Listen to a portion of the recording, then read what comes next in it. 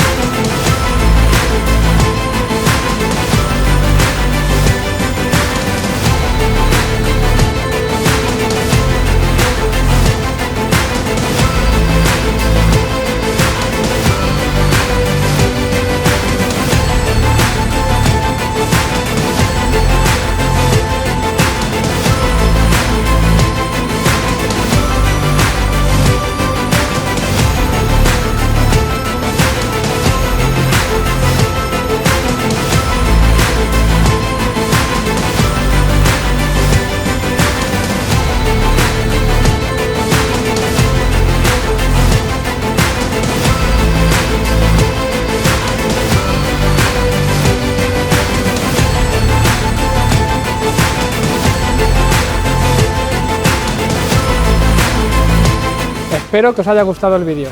Nos vemos en la próxima con Jaltec.